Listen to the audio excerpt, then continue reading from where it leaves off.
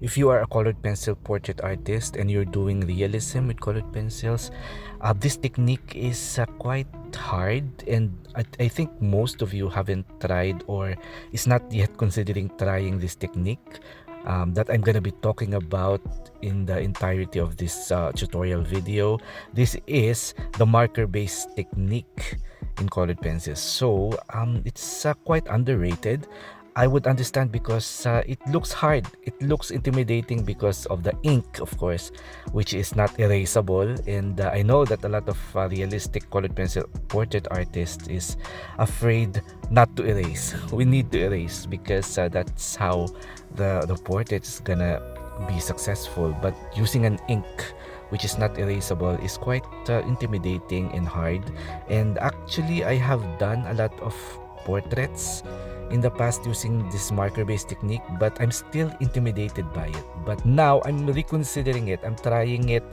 I'm trying to on this particular tutorial video, I'm trying to conquer my fear of the ink, of the marker, and try to just go with the flow and try to use it as much as I can to the paper. And yeah, I'm using different brands of markers here, the Prismacolor marker and then the Pro marker. And then the color pencils, I tried to combine Prismacolor, Polychromos, and Goldfaber for this particular drawing.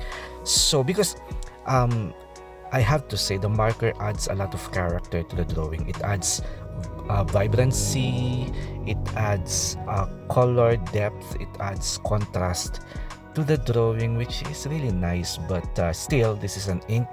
It's very easy to mess it up if you are too afraid of this. But now I'm determined not to be afraid of it and try to use it as much as I can. But at the beginning of the portrait, as you can see, I already done her face, and it's really nice. And I'm gonna show you how I did it on his face right here.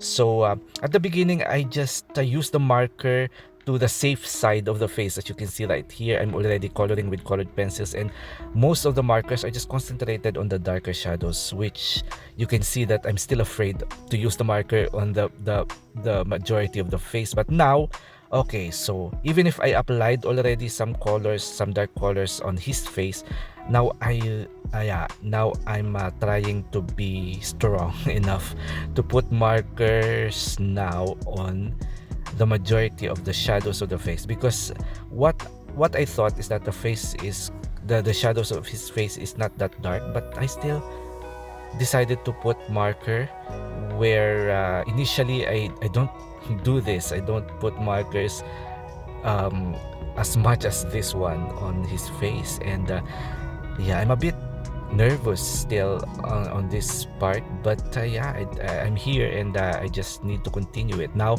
it's time to let the marker dry and then start coloring just the typical layering that we used to do with colored pencils. So this is the colored pencil part, and then I am trying my best to convince myself that it's going to be okay and I'm not going to mess up here.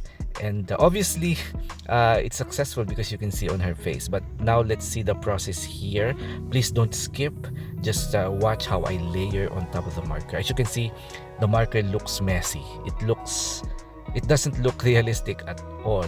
And yeah, and now I'm just trying to forget about this heavy marker, you know, paint on his face, and try to layer the colored pencil as normal as possible. And yeah, that's what I'm still, you know, trying to think about the you know, even if I did already finish her face, I'm still not yet too confident because I thought I might be able to put lots of markers on the face that the colored pencils might not be able to, you know, to be combined with the markers, because that's the idea of this technique.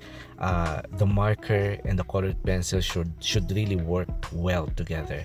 And yeah, so let's continue layering.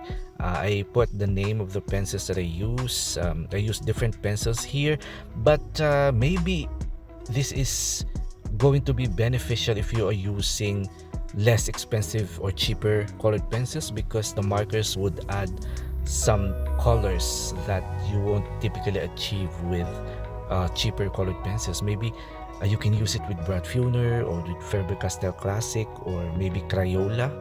I think the marker would definitely be helping all those cheaper colored pencils. But here I'm using um, practically good colored pencils here, but it still is a marker. And how, as you can see, it's getting a little bit darker for my taste right here. And I'm looking at my reference photo, and yeah, it's considerably too dark at this stage. But yeah, I have to continue layering and combining different colors to achieve what's in my reference photo. And as you can see, the colored pencil is gradually covering the markers, but you can still see the contrast and the vibrancy of the marker, as you can see right here.